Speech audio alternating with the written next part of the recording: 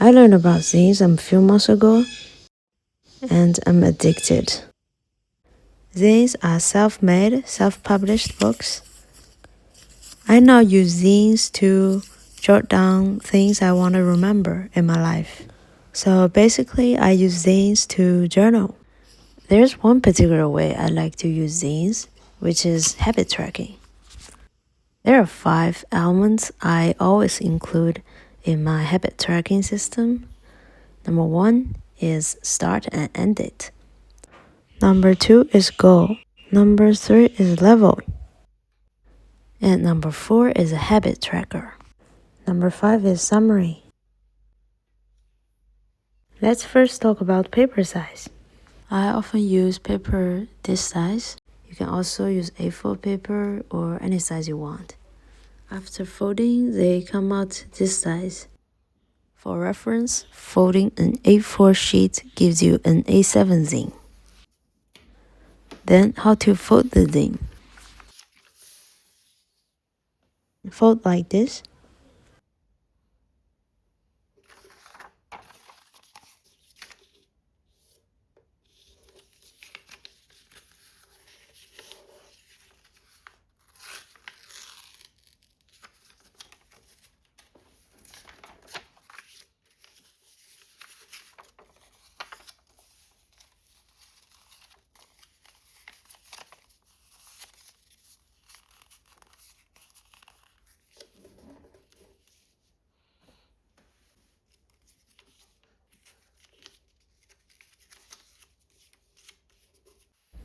Here's the zine. Let's start with the first element. I'd like write the habit name and the start and end date on the cover, so it's clear. I used to spend a lot of time decorating the cover, but now I just keep it simple.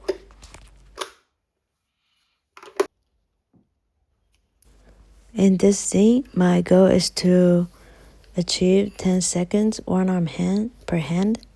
So I will write down the goal, 10 seconds.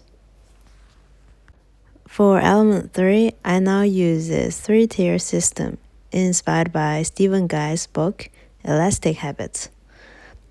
I divide these habits into 3 levels. Level 1 is the show up version. It's the minimum I want to do to keep the habit alive. And level 3 is the optimal version. So in this case, I want to accumulate a minute of one arm hand per hand to reach level 3. And for level 2, I like to keep it simple. So half of level 3, 30 seconds. And level 1, I want to keep it as simple as possible. So 5 seconds. So for element 4, here's the actual tracker. I'm drawing a table here. The 2 columns in the middle is for the dates.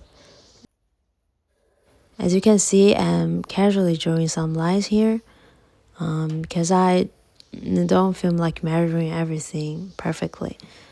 So I don't really care how many days this page holds. It doesn't have to be a strict 30 days.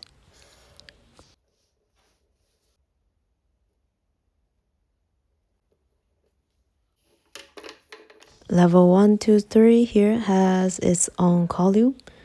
So for example, if I do level 3 today, I fill in both the date and the level 3 square.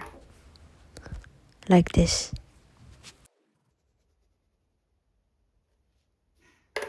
Summary. There are 2 metrics I care about. One is completion rate and the other is how many times I did each level. I like to use a pie chart because it's visually straightforward. Here is just an example.